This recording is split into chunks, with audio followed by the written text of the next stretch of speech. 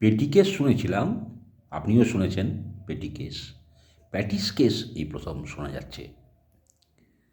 গীতা পাঠের দিন লক্ষ লক্ষ লোকের ময়দানে জমায়েত হওয়া দেখে কোনো এক সংখ্যালঘু প্যাটিস বিক্রেতা ভাই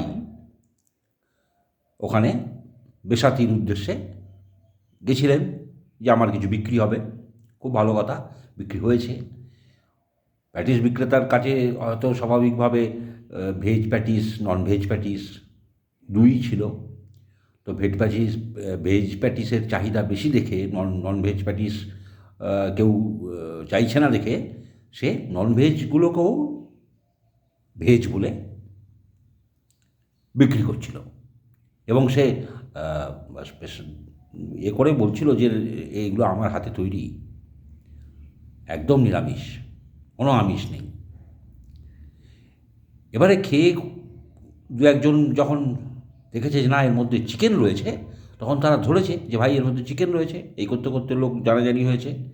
এই সবের মধ্যে ধস্তাধস্তি ধাক্কাধাক্কি কিছু একটা হয়েছে, হয়ে তার প্যাটিসের বাক্সটি উল্টে গেছে।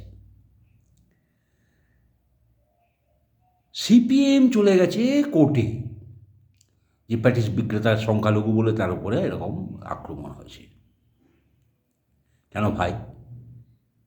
তোমরা কি চন্দন দাস আর তার বাবা কী যেন নামটা ভুলে গেলাম, হরগোবিন্দ দাস, চন্দন দাস, হরগোবিন্দ দাস এরা যখন খুন হয়েছিল এক বিশেষ সম্প্রদায়ের হাতে, যখন দাঙ্গা লেগে গেছিল, এক দাঙ্গা নয়, মানে আক্রমণ চলছিল, একটা সম্প্রদায়, একটা সংখ্যালঘু সম্প্রদায়ের মানুষ একটা হিন্দু বাড়িঘর জ্বালিয়ে পুড়িয়ে ছারখার করে চন্দন দাস এবং হরগোবিন্দ দাসকে খুন করে ফেলেছিল।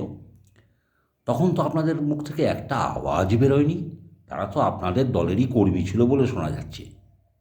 উল্টে শোনা যাচ্ছে যে যারা হরগোবিন্দ দাস এবং চন্দন দাসকে খুন করেছিল তাদের হয়ে বামপন্থী আপনাদেরই কোনো এক নেতা আইনজীবী সে নাকি মামলা লড়ছে। কী করতে চাইছেন বলুন তো? কী করতে চাইছেন? বিজেপি সাম্প্রদায়িক রাজনীতি করে, চামড়া গুটিয়ে যাবে আপনাদের, চামড়া গুটিয়ে যাবে আপনাদের।